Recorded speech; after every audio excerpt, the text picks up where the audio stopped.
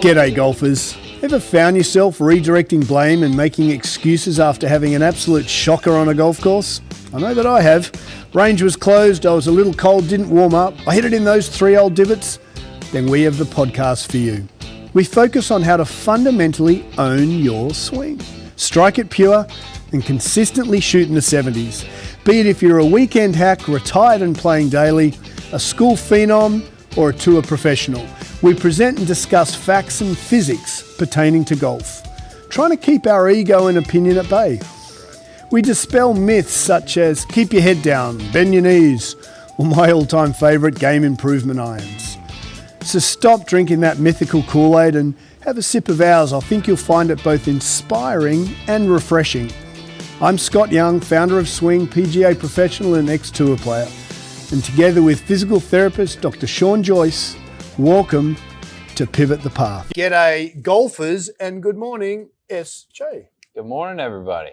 How are we doing? How's your week started? A little good. Fresher this week? Yeah, it's beautiful here. We were just talking. It's so nice. There's no tee times available this next weekend. So we are down to, it was in the 40 Fs. So that's getting down to about 7 or 8 degrees Celsius in the mornings. That's chilly. And everyone's bloody playing golf. Yeah, which is great. Which is awesome. Everyone's got the same Except thought. if you want a golf round. I know. And normally you can get away with, around here anyways, around New York City, any of the muni courses, like a Monday, Tuesday, you can catch a tee time on a Saturday, Sunday morning. I took a look last night. There was nothing at any of the courses nearby. So we basically, if you hold my hand up here, I'm holding my left arm up as if I'm swearing in a court of law. I did jury duty.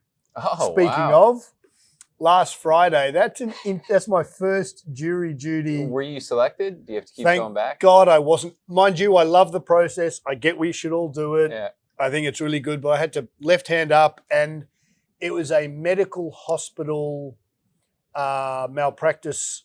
And I was there for about 5 hours. And I said to the leading up to the jury selection, I'm like, I own a small business. I just simply can't not turn up to work. Yeah. And thank God it was a medical malpractice. And so I held up my left hand and said, contract down at NYU, and that exempted me. Oh, so, good. All right. Anyway, that was a different story. You're looking for any. Have you ever done any jury window? duty? No. I'm sure I'll get called one day. But I think the premise of it's so important for our society, but what a pain in the ass. yeah. So what was the left-hand thing? So as the city is up, obviously we've got no golf courses on Manhattan, but we've got, if we look at Manhattan being upper town, downtown, like what's his name's song, if we've got Jersey here on the left, there's 458 golf courses within an hour and 25, 30 minutes of us right here. So Westchester's up here, north of the city, for the guys who don't and girls who don't live in the city, they don't know. We've probably got about 160 up there. Jersey's got about 150. Long Island, which is perpendicular to the Manhattan, has got about 100 odd. And then Staten Island, I have never played, and I've been here, nearly 20 years. You played Staten It's only Island. a couple courses out like there. 5? I think there's 2 public ones. I think there might be a couple privates. But from where I'm at, Battery Park, hop on the ferry. So SJ emailed there. us at 7 a.m. on Saturday morning, 8 a.m. He wanted to get in, and we always discuss our clients, and we were talking about one of our members in here. And then he sent me a video of you going to the golf course. Yeah, right by the Statue of Liberty. Oh, it was awesome. It's me and the tourists, yeah. And it's a free ferry, Staten Island. Yeah, it takes about 25 minutes. You go across the harbor. Do you have to have an accent? Like, do you have to talk like a Staten Island? I think by the time you get over there, you start picking it up. And so golf was good, or? Pretty good, yeah. This course over there, Silver Lake, they're taking better care of it. I think around here there's been an effort this year, I've noticed in particular, for some of the public munis to have, a little better care taken. How much? Greens, tee boxes, but they all run you $60. And what about Marine Park? Same deal. Okay, so 60, 70 $20 for a cart. So is it 40 plus 20, or is it 60 and including a cart? And if you walk, you pay the 60 anyway? Yeah. So if you walk 60, if you have a cart, add on $20. So it'll run you 80 for any of the public courses. Did you walk it, obviously? Yeah. Walked.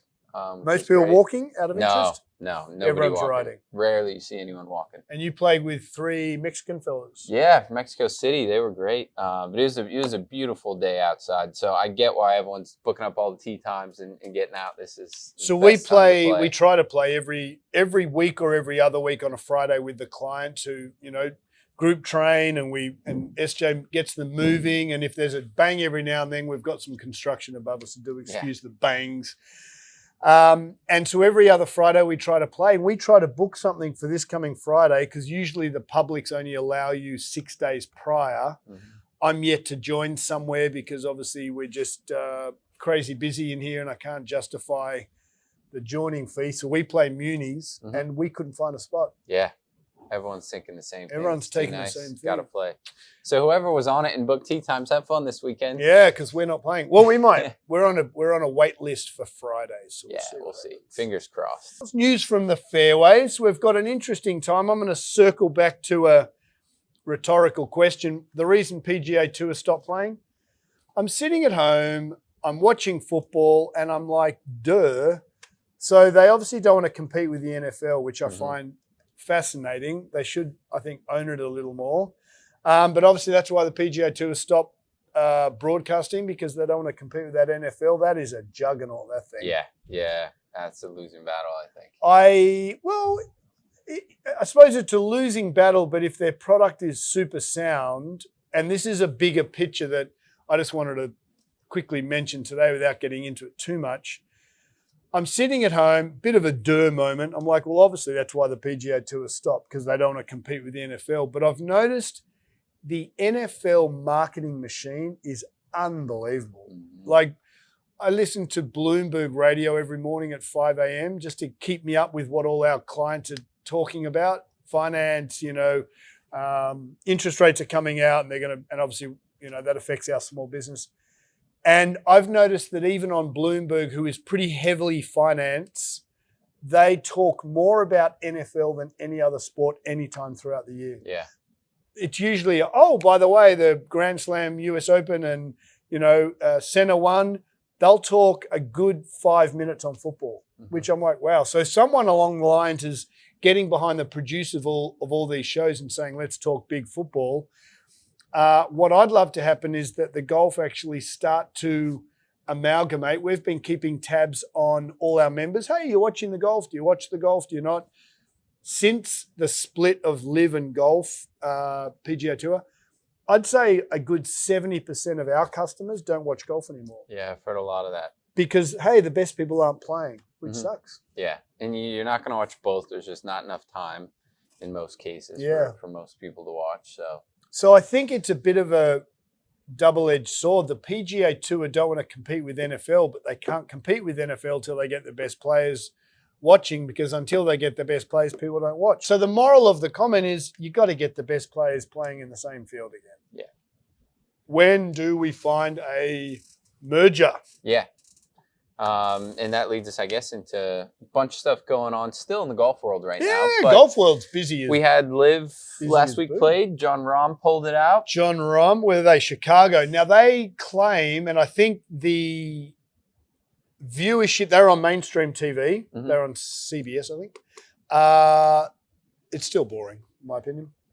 But they were claiming they had 50 to 75,000 people a day, which is awesome. It certainly looks awesome. A little more lively. A lot more lively, yeah. A little more casual, laid back compared to typical PGA events. Music's playing. Yeah, They've got walkout pumping. Songs. A little bit more of a party. Yeah, I love that. I think it's great. I'm a huge fan of the concept. I think their execution in golf. Still think they should be wearing long pants. Frustrates me that they wear short. I just think it looks daggy. Yeah. But so Liv's doing well, and Mr. Rahm. Yep. And then we had the Solheim Cup for the LPGA versus Europe. So that is a huge event, and the first time in about 4 sessions, it was messed up a little bit there with COVID. Yep.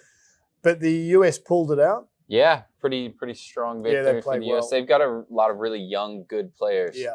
So for the future, they're looking pretty solid. Nelly at the helm. Mm-hmm. She's awesome. Yeah. Love a bit of Nelly Quarter. Yep. And then when Alison Lee holed that iron shot, Yeah. caddies took off their shirts. Yeah, tarps off. The so caddies were pumped cool. up. Yeah, it looked awesome. Yeah. It's Solheim good fun. Cup. Well done. Mm-hmm. US playing well. We've got the President's Cup in a couple of weeks. Yep. At the Royal Montreal Golf Club. Montreal. Yeah. Now, I saw Jeff Ogilvy. He played some events with Jeff. That dude is an awesome guy. Mm-hmm. He actually, weird story, just kind of stopped playing.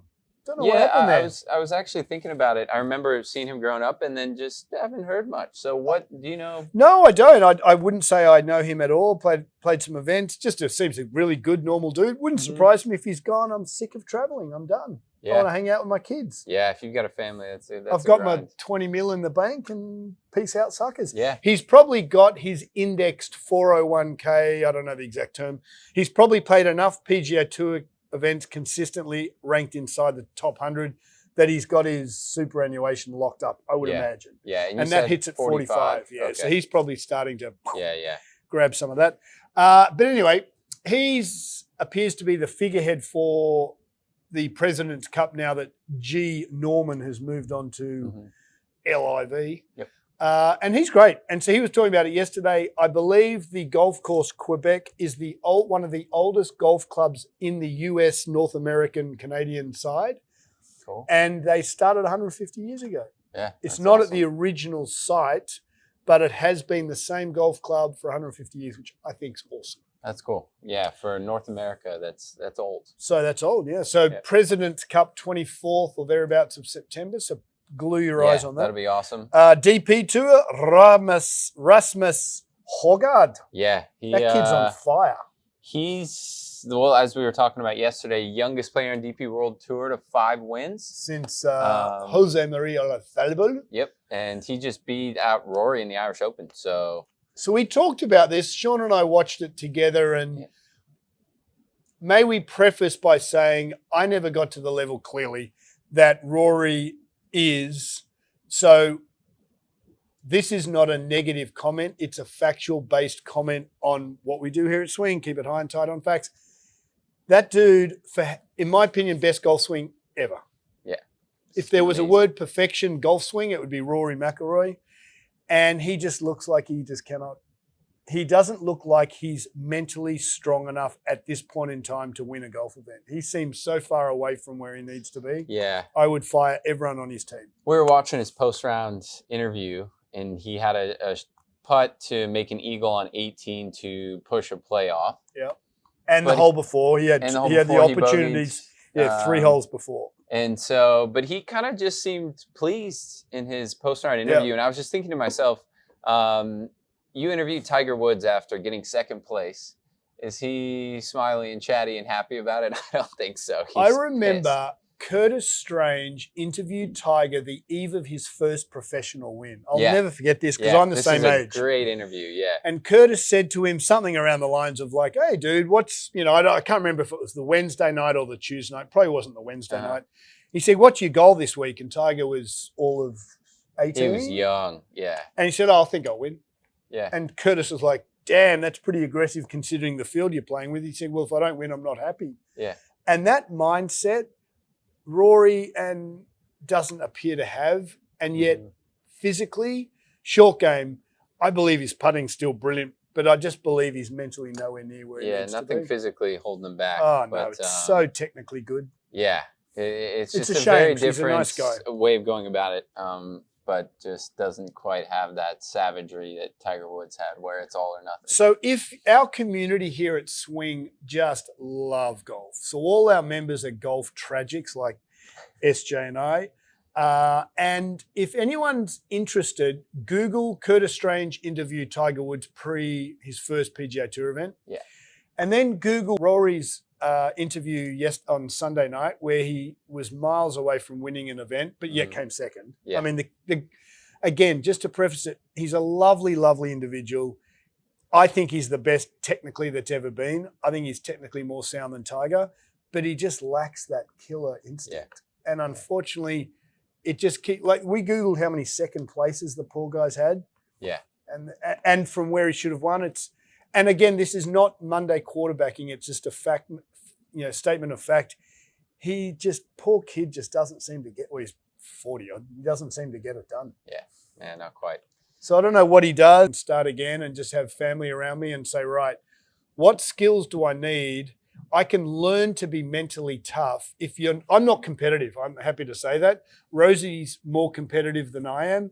My daughters, Matilda, Isabella, and Valentina, they are more competitive than I am. I'm happy to say that. But Rory, for how brilliant that dude is, he's got to learn. If you're not competitive, and I don't know him I don't know him at all. Met him a couple of times. If you don't have that competitiveness, then you've got to find something else to replace it. To me, that's pre-shot routine, because he's so technically good. Yeah, I think it's no coincidence he's been that close so many times to win. So I mean, more than he already has. He's won a ton, but I think it seems to be the only thing left that makes a difference between those being wins and second place, third place. Yeah. You know, top 5 finishes, but not really there. So I would just own how competitive you are. Clearly, it's not as Tiger or as Scotty Scheffler. I mean, that dude just wants to win every time he steps on a golf course. Yeah, he's pretty cool about it, but he's trying to win every I remember playing tournament. pool with guys like Nitties and when we were on tour, and Chudes. I used to be a pretty good pool player, but I'm just not overly competitive. Whereas you get someone like Nitties on a pool table, and that guy will kneecap you to win. Like it's, and that's where that is. I think it's a learned skill, but you have to acknowledge whether you've inherently got it. Yeah, keep an eye on Rory. Another season. Poor old Rory. Yeah. Yeah. See where he goes from there. And then we always wanted to kind of circle back and how'd you play? So you had a frustrating round. So we always bring this back to us and how we play and our journey. Yeah. Aside from off the tee, would have been a great round, but I just kept, didn't hit driver well. So it was interesting. We were talking yesterday and you were kind of just helping me work through some things. Now I think this is really useful information for people, but when you're looking at, okay, ball's not doing what I want it to, what are we looking at here? The big things you always come back to: face, path, low point, and speed. Yeah. So in terms of for people trying to understand their golf game and own your swing, how do you take that? We've talked a lot about face and path. I think at this point, hopefully pretty good understanding. Let's recap it because we do get a lot of feedback. Face is where the club face is pointing at impact. Club face is where the ball starts 99% of the time unless you're trying to trick it up.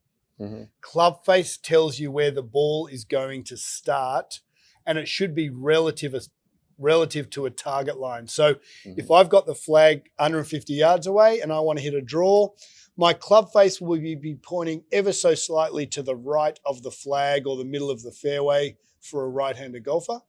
Path is how the body delivers the golf club. So if my thoracic spine leads, the club will be a little outside in. If my hips lead, the club will be inside out. Path on its own is irrelevant. The face on its own is irrelevant. To play great golf, the club face must be a smaller angle, i.e. closer to the target line than path. And then low point is just how the club moves, in that a club works on a declining angle. For a right-hander golfer, the club face is moving right up until the club hits the ground. I believe with pretty good science that the club hits the ground where your sternum is every single time, unless you're trying to do something crazy. Once the club hits the ground, sternum, chin, zipper of my vest here, the club then shallows out but still works on a declining angle to what we call low point, which is for a right-hander golfer, left shoulder, for a left-hander golfer, right shoulder. So let's call it the lead shoulder. So if you're coming from the inside, which we know SJ does all the time, and he hangs back, the club will start moving left earlier as he's hitting the golf ball. So he will hit pull hooks. Why? Because we know the constant for Sean, because you've got a bloody good golf swing, is you come from the inside. So getting back to your question in a long-winded answer, but we have a lot of feedback and people always ask, make sure you explain it. Face and path, they control curve. Low point controls strike and also influences curve because the face can be either closed or open. Yeah. So for me, I was starting to just kind of push, draw, and then just overcurve it a little bit. Yeah. So we got into looking at it. I was hanging back a little bit, staying on my trail side. and then face is just closing over too much, getting a little bit too much And release. full disclosure, I said, how does that feel? And you're like, wow, my left hip is working. Yeah, so then Scotty gets me to move the low point forward, so really get my weight over the lead side, and all of a sudden left hip lights up, which is great, but then it got rid of that overdrawn shot. Yeah. So as the low point goes forward, then my club face is going to be a bit more open because it's further back in that arc of the swing. And then it was just nice push draw and not overcooking the target. And I think it highlights, so when we play with our guys in here, it highlights how they still think, and this is a product of the golf industry, as everything we talk about here, they believe they have to hit perfect shots for 4 hours. Mm-hmm. And getting back to even Ved, who's only been playing golf for 18 months or thereabouts, he'll break 80 this year, realistically, because he's got the systems. But even Ved, he's like, well, I've got to hit up on driver and I've got to keep my head behind the ball. And we just wanted to break down how simple some of this stuff is as I stand up here for the guys listening rather than watching. I was taught to keep my head physically behind the golf ball at impact. And everyone puts up people like Ben Hogan. But what people don't explain is that Hogan playing in Texas had to keep the ball low and hit little hooks and didn't know face to path low point because we didn't have that technology back then, or we didn't have the understanding. I believe that if we base things on math, my sternum's where the club hits the ground. So if I put my coffee mug on the bench here and I have my sternum in line with camera, coffee mug resembling golf ball sternum, if SJ sets up and he's keeping his chin, sternum, vest zipper behind the coffee mug, behind the ball, he will come from the inside with the face moving left and the ball will hook. Mm-hmm. So for all those golf pros and a lot of our pundits, still members in here who think they keep their head behind the ball, it's, in my opinion, that's factually incorrect. One should cover the ball and have their head in front of the ball because your sternum, chin, zipper of my vest is where the club hits the ground verbatim. Tiger, Scott, Sean, whomever. So one must move on top of ever so slightly in front of the ball to compress the ball, ground second, and make sure that the face for a right-handed golfer is moving out to the right. Remember, if Sean's coming from the inside, what do we have you? 8 degrees yesterday, 7 degrees? And his face is, he's hanging back and his face is moving left. Now his face is going to be like 1 degree to the right of target line. His path is 8 degrees. That's going to curve a lot. Yeah. I was seeing a lot of that and a couple fat shots and too. And a couple of fat shots. Low point. So it's always interesting. I mean, you have a very good way of like pointing out what seems so obvious once you've described it as what's going on. You're like, oh, it's a low point issue. But other people are thinking, oh, it's my wrist angle at the top everyone goes or whatever. Straight to technique. And it's like, absolutely. I think it's always, to me, makes so much sense to go impact conditions and what are the metrics we have that are objective.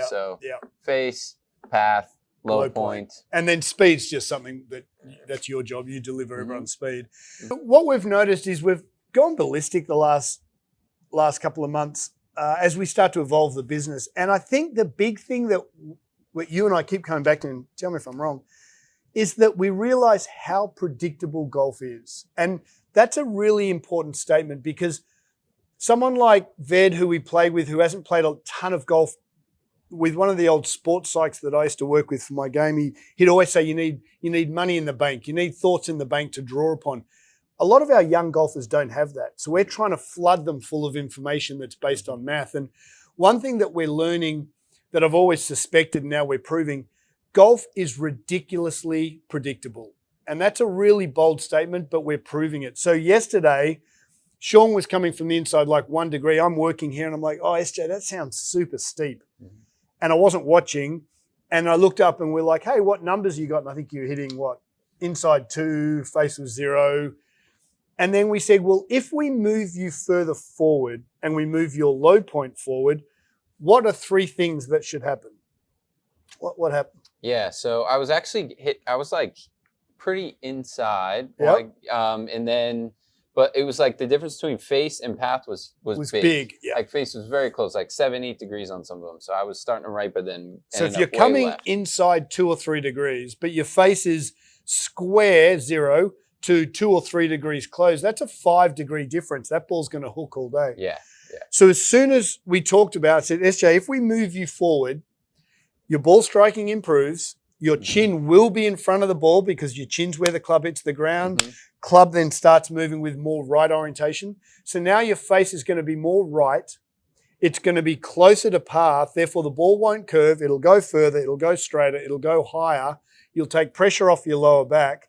And you can hear when someone comes more from the inside and shallows it out. Yeah, it's a big difference. And so we went from inside 2, face left 4 to inside 8, face 7. Oh my God. And just came out like a cannon. Yeah. And it's interesting when you say, you know, golf is predictable. And I find like the human's body's tendencies are that way as well.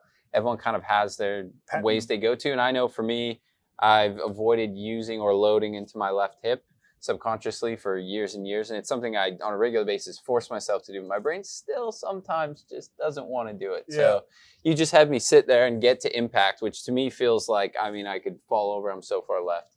And glute on the left side starts screaming. But you just sit there, take a couple deep breaths, let your brain realize it's not dangerous. Yeah. Going ballistic. Glute med working hard.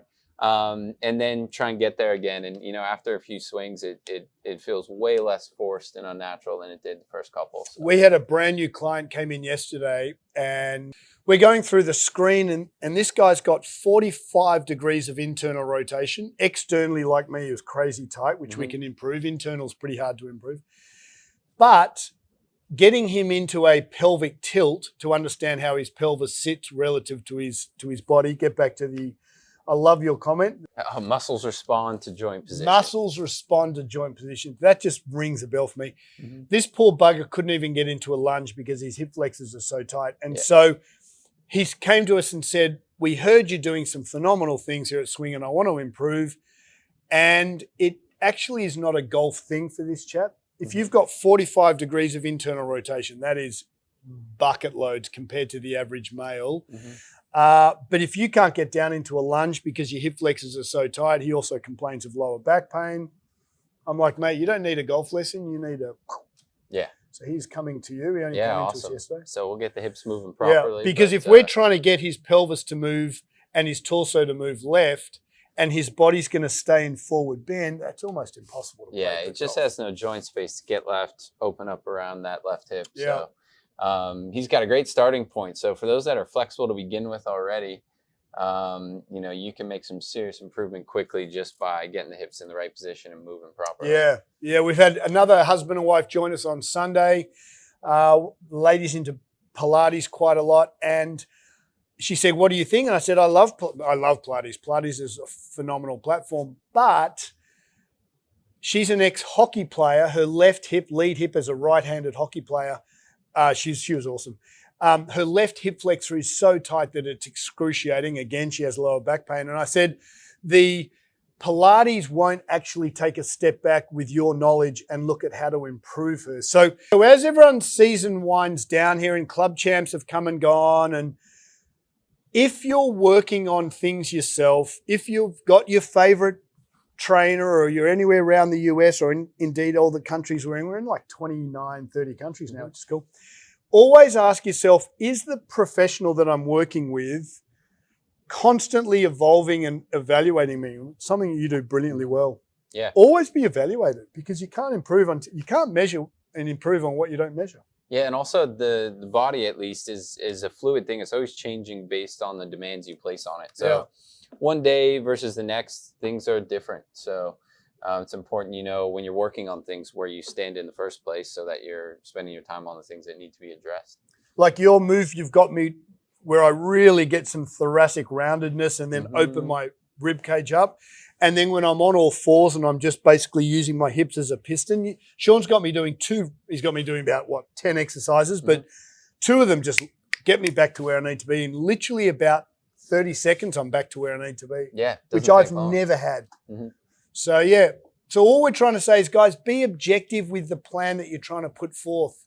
As swing starts to absolutely go ballistic here, why? Because we're objective in both our data, face path, low point. We're objective in our movement, and we know that movement allows the body to get from the inside, face less than path, low point in front of the ball. Yeah, which is awesome. So for, you know, we're always saying own your swing. Well, if you can start getting a really good understanding of face, path, low point, and use that as your guidebook when you're practicing on your own, if you don't have, a facility like this or someone like you watching out, then you can actually make some progress going forward when you have the same metrics you're paying attention to, instead of jumping around or trying a new drill or this and that. Those three things should tell you a lot about maybe what isn't correct. Be objective, be objective, be and objective. Then the better understanding you get with that, the easier it is to make changes or not freak out when things don't go well.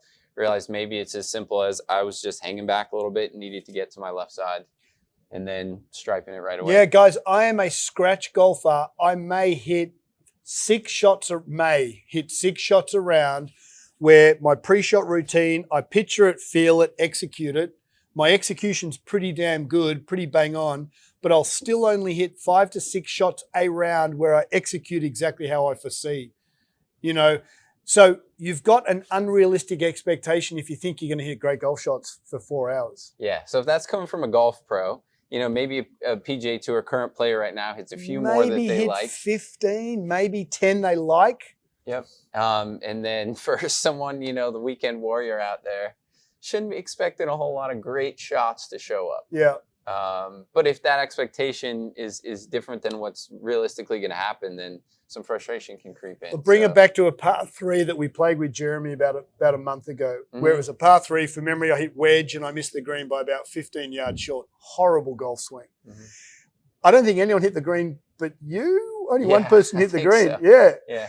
And everyone was bitching and whinging the other 2 guys about their golf shots. And I must have nearly missed this thing.